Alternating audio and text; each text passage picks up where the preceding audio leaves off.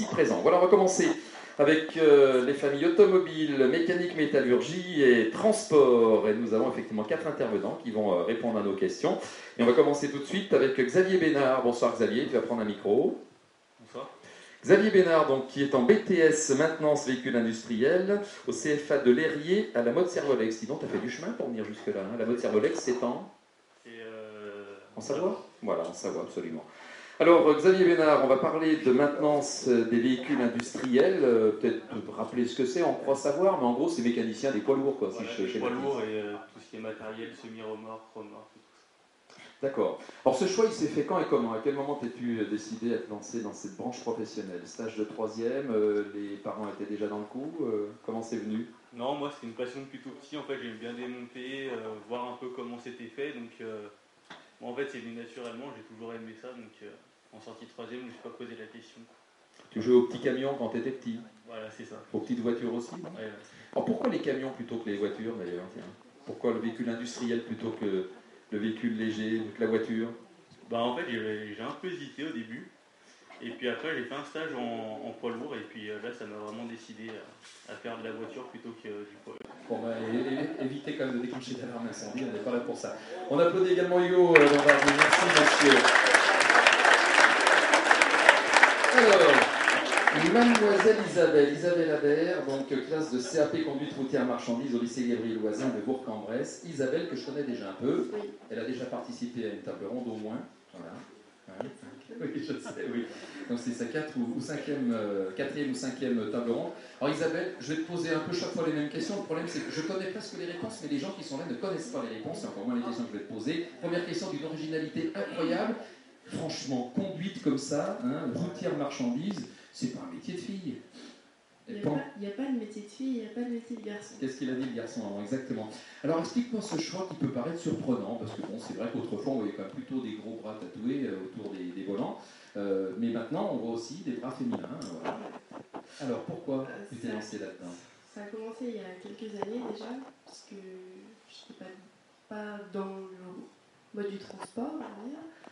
J'étais en mécanique d'engin de travaux publics et de manutention, donc encore un métier de garçon. Et je voulais être polyvalente, donc pour pouvoir... T'agis, d'accord, toi? Tu sais pas, d'accord. C'est un drôle de métier, mais il paraît qu'il y a beaucoup de gens qui ont choisi ce métier. Quels sont ceux qui savent ce qu'ils veulent? Ah, maçon. Maçon, ouais. Métier sympa aussi, il y a du boulot là-dedans. Conducteur d'engin? D'accord. Transport de marchandises ou conducteur d'engin? Non, conducteur d'engin, toi, hein, dans les travaux publics, hein, c'est autre chose. Oui, garçon? Chauffeur agricole. Chauffeur agricole. D'accord. Chauffeur, moissonneuse batteuse, chose comme ça, ça veut dire quoi? Toutes les machines. D'accord, impeccable. Écoute, voilà, tu verras que sur les routes départementales, c'est compliqué, mais on y arrive, voilà, super. D'autres, mais bien sûr, non, mais il n'y a pas de sous-métier, il n'y a que des métiers utiles. Il y en avait d'autres qui avaient levé la main ou pas? Oui. Cuisinier, ah, quel beau métier aussi, et toi? Aide médico-psychologique. Ben voilà. Et là, il y a une diversité. Ah, tiens, il y en a que ça va intéresser. Bon, bah finalement, voilà. Et puis parmi les parents, il y en a qui veulent changer de branche. On n'est pas d'accord. Très bien. Bon, Alexandre, y a-t-il des questions relatives à cette grande famille Oui, alors on est un petit peu en décalé, parce que j'ai posé t'interrompre tout à l'heure, c'était notamment par rapport à la filière automobile. Alors je ne sais pas s'il va pouvoir répondre, parce que ça sort un petit peu du cadre des métiers d'information métier. C'est en quoi consiste exactement le métier d'ingénieur en automobile? Xavier, est-ce que tu connais un peu ce métier d'ingénieur en automobile, toi qui es en véhicule industriel, mais qui est tellement doué que tu dois forcément tout savoir? Je vais taper le mur là si je continue. Dis-moi. Bah, à ma connaissance, c'est plutôt l'étude et la mise en place des systèmes en fait. Clairement, ouais, c'est ça. D'accord, donc on est plus effectivement dans la conception, hein, voilà, que les mains entre guillemets dans le cambouis. Ah oui. Ouais, très nettement, d'accord. Ça t'intéresserait toi ça Non, moi, ça serait plus les métiers qui tournent autour de l'atelier. Et je pense... Écoutez, merci, super. Merci. C'est votre métier? Ah bah d'accord, bah c'est super. Voilà, le bac, 3 ans d'études, une fois qu'on a passé le diplôme, c'est quand même sur concours? Oui, c'est un concours pour rentrer donc, dans une école. Il y en a une qui se reporte maintenant, ERIS, qui fait différentes formations, assistante sociale, moniteur éducateur, voilà. Et donc, au bout de 3 ans, il y a un diplôme d'assistante sociale qui permet de travailler dans tous les domaines privés ou publics, ou hôpitaux. La diplôme d'État permet l'accès à tous les domaines. diplôme d'État, ça veut dire qu'effectivement on peut ensuite Intervenir un petit peu partout.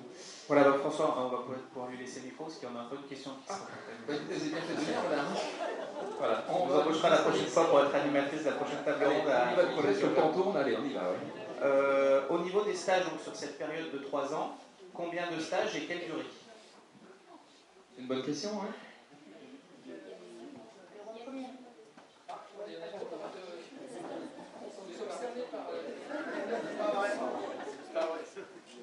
Alors, pendant la formation, il y a 10 mois de stage à effectuer. Donc, en fait, c'est 3 stages différents. Le premier, 3 mois en stage d'observation. Le deuxième, de 6 mois, donc qui est déjà beaucoup plus long, où on commence à prendre pas mal d'autonomie.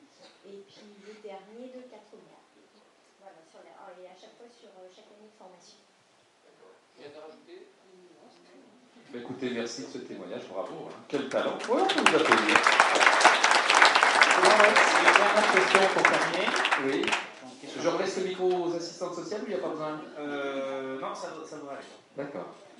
Faut-il mieux faire un CAP petite enfance ou un BEP carrière sanitaire et sociale pour devenir auxiliaire puéricultrice?